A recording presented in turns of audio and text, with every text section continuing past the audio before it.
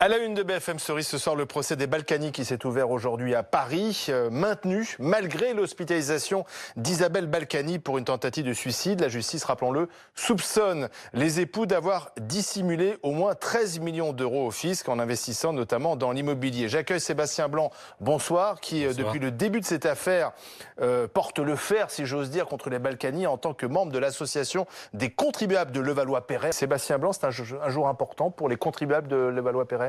C'est au bout de 5 ans, puisqu'il y a eu 5 ans d'investigation et 5 ans d'enquête, le début d'une explication.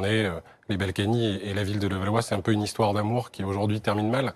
Il y a une forme de tromperie, il y a une autre vérité probablement. Tromperie sur quoi, selon vous? Tromperie sur la gestion de l'argent public, tromperie sur la gestion, tout court, des services, puisqu'on le sait, là on parle d'un très gros procès au niveau des finances publiques, on a parlé beaucoup de patrimoine immobilier, mais on sait parallèlement qu'il y a d'autres affaires qui concernent l'utilisation de chauffeurs, là aussi d'argent public.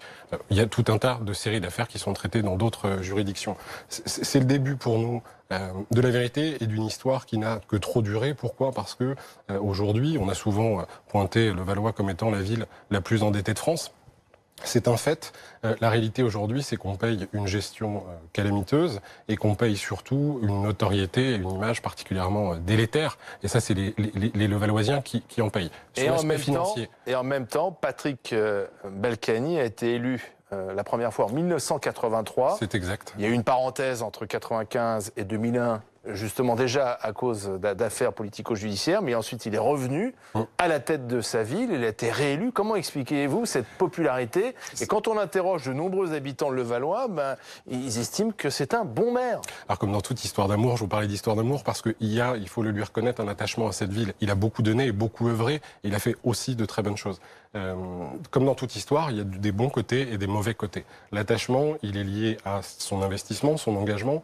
Vous parliez des élections. Il a été réélu avec brio en 2014, dès le premier tour, avec 51% des voix. Pourtant, il y avait déjà dans la presse la publication de ces affaires. Alors, le bémol, il est que 51%, vous avez un maire sortant, donc à la capacité, les moyens d'une collectivité, il faut le reconnaître. Il a un bilan.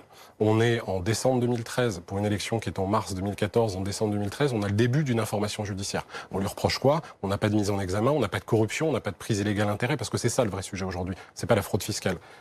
Et en face, on a aussi une opposition, parce que sa longévité, elle tient aussi du fait qu'on n'a pas d'opposition qui a été suffisamment conséquente et solide et crédible pour convaincre les Levalloisiens. Mais la question, est-ce qu'il a, selon vous, utilisé l'argent des contribuables de Levallois à des fins personnelles?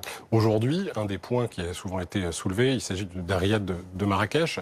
Alors sans rentrer dans la technique, parce que c'est un petit peu complexe, et que vous l'avez vu, avec 22 commissions rogatoires, 10 comptes en banque, il y a des montages financiers très lourds et on risquerait de perdre les gens.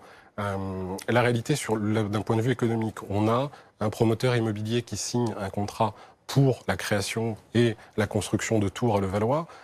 C'est un contrat qui ne verra jamais le jour. D'accord ? Les tours n'ont jamais existé. On a comme conséquence, et c'est pas moi qui le dis, c'est la Semarelp, donc la ville de Levallois, pour simplifier un petit peu, qui perd 120 millions d'euros. 120 millions d'euros. On a un préjudice, on a une décision du tribunal de commerce qui demande réparation au promoteur Al-Jaber, ce même Al-Jaber que l'on retrouve dans l'acquisition du riad de Marrakech. Donc on peut se poser la question, on est en droit de se poser la question, de se demander si l'effacement de cette dette de 20 millions d'euros ne sont pas la contrepartie du financement d'un riad de Marrakech. Et c'est en ce sens où la ville de Levallois et les élus doivent se porter partie civile, et il est encore temps de le faire.